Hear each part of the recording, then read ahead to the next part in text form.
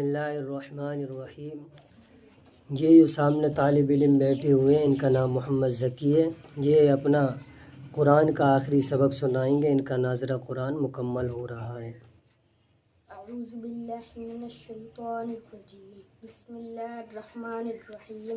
ان المتقین فی ظلال وعیون وفواکہ مما یشتہون، کلوا واشربوا ہنیئا بما کنتم تعملون، انا کذالک نجزی المحسنین، ویل یومئذ للمکذبین، کلوا وتمتعوا قلیلا انکم مجرمون، ویل یومئذ للمکذبین، وَإِذَا قِيلَ لَهُمُ ارْكَعُوا لَا يَرْكَعُونَ، وَيْلٌ يَوْمَئِذٍ لِّلْمُكَذِّبِينَ، فَبِأَيِّ حَدِيثٍ بَعْدَهُ يُؤْمِنُونَ۔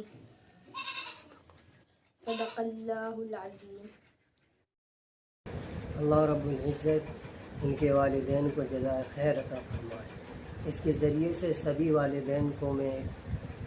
والدین سے ایک میں گزارش کرتا ہوں کہ آپ اپنے بچے جو بھی پڑھائی کی عمر کے ہیں ان کو زیادہ سے زیادہ آپ مکتب مدرسے میں بھیجیے تاکہ وہ تعلیم حاصل کر سکیں۔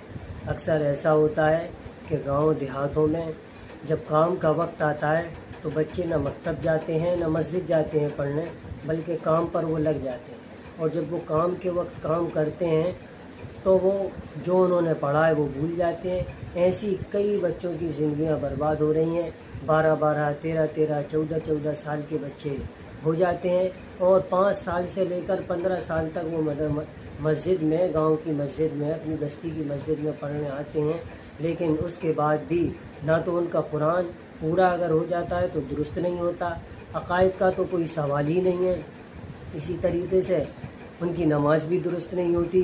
میری ایک اہم گزارش ہے ان والدین سے جن کے بچے پڑھائی کی عمر کے ہیں، ان سے آپ پڑھائی کے وقت بالکل کام نہ کروائیں، وقت پر ان کو مسجد یا یہاں بھی وہ پڑھنے جاتے ہیں ان کو وقت پر بھیجیں، گھر یاد کرنے کا ان کا نظم آپ بنائیں اور ان پر توجہ دیں، کیونکہ اولاد آپ کا مستقبل ہے۔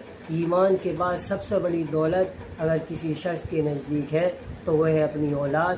اگر اولاد سنور گئی تو اس کا مستقبل جو بڑھاپے کے اندر اس اولاد کو جوان ہونا ہے وہ سنور جائے گا، اور اولاد ایک ایسی نعمت ہے کہ اگر اس کی صحیح تعلیم و تربیت کی تو اس کی جزا اور اس کا بدلہ دنیا میں تو ملتا ہی ہے، لیکن آخرت میں بھی اللہ رب العزت اس اولاد کے نیک کاموں کا اجر و ثواب ان کے والدین کو بھی عطا فرمائیں گے۔